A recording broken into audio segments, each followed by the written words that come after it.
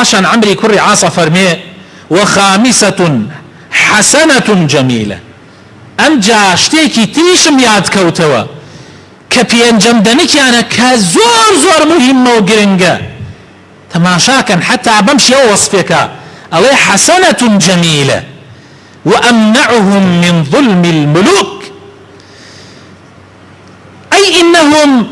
لا يسمحون لملوكهم أن يستمدوا ويطغوا بل يواجهونهم ويمنعونهم من أن يظلموا شعوبهم قوم يكن بينجم صفتيان نايل ملك كانوا باشا كانوا كارب دستكان ستميان ليبكا مجال نادن كارب دست بكيفي خوي بكش ببربي مجال نادري همو ولاد داگير كان وخلقي تريش همو چو سابيتوا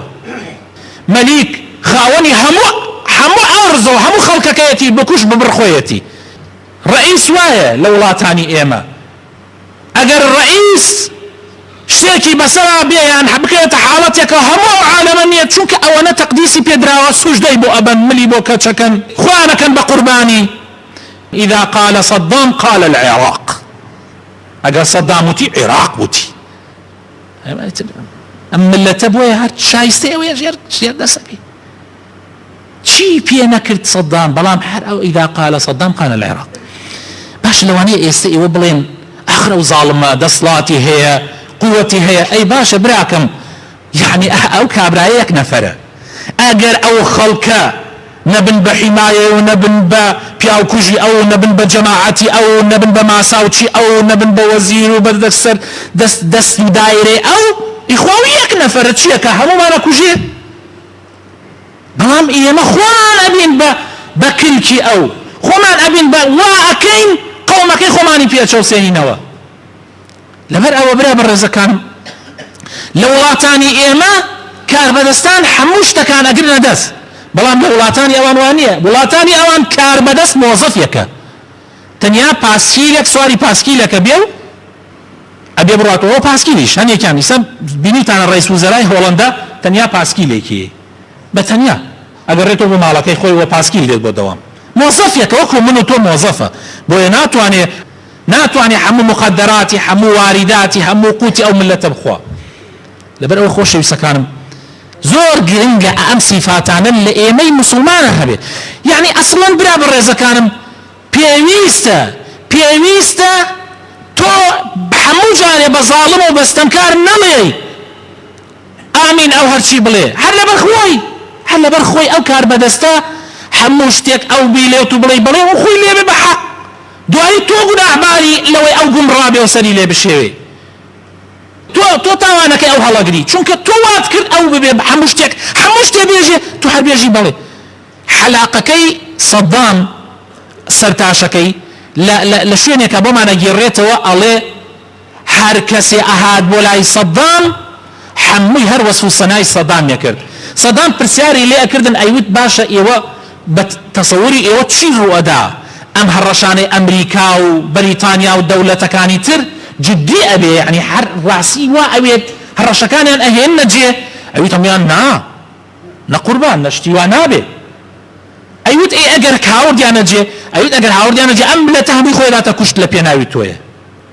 خۆشیان ئەیانزانی کە ئەمە درۆکەن قەینا تۆ بۆ ئەو درۆکەی بۆ وا ئەڵێ بۆ یعنی وا ئەکەی ئەویش زیاتر گومڕا ببێ ئەوەیە نەگبەتێکە زۆر جار ئێمە دیفاعەکەین لە زاڵم هەرچی بکە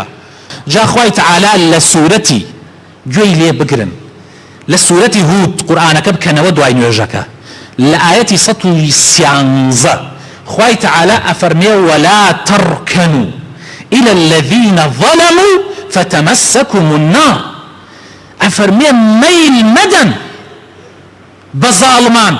مجامليان مكن وكل تفسيرك يا هاتوا مجامليان مكن سيان بو ملكينا هرشي اوان بلين ايوه راسكن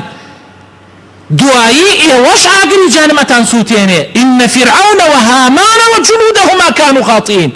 فرعون بستن يا اخوي هلانية بلكو وزيرة كاني هلان سوباكي وجندية كاني شي هلان چونك اوان خلقيان بو او چاوسانوا ئەمە یعنی لە ئەوروپا ئاوان نییە، لە ئەوروپا ئاوان نییە، لە وڵاتانی ڕۆژ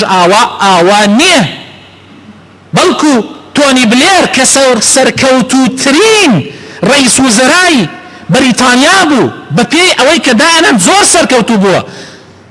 و چەند جارێکیش ڕئیس وزەرا بووە دووبارە انتخابیان کردوێتەوە. ئێستا مەحکەمە ئەکرێ دراوەتە دادگا، ئەزانن لەبەرچی؟ لەبەر ئەوە نا کە بەریتانیای سەر نەخست نەی بردە پێشەوە، نا بەس لەبەر ئەوەی کە ملەتەکەی خەڵەتان راپۆرتێکی درۆینەی هەڵبەست دای پیان وتی عێراق خەریکی ئەسلیحەی چییە و چییە، ئێستا دەرکەوت کە عێراقیشی نەبوو، درۆ بوو، ئێستا محاسەبە یەکەن تۆ چۆن درۆت لێمانە کرد، تۆ چۆن فێڵت لێمان کرد، تۆ چۆن جوندی ئێمە و سەربازی ئێمەت برد لەوێ داد بەکوشت، ئێمە لێت قبول ناکەین، ئەبێ بدرێ بە دادگا. سیکن برا بەڕێزەکان، ئیتر ئەو ملەتە چۆن ژێرەکەوێ، ئەو ملەتە ئیتر چۆن بان ناکەوێ، ئیتر چۆن سەر ناکەوێ.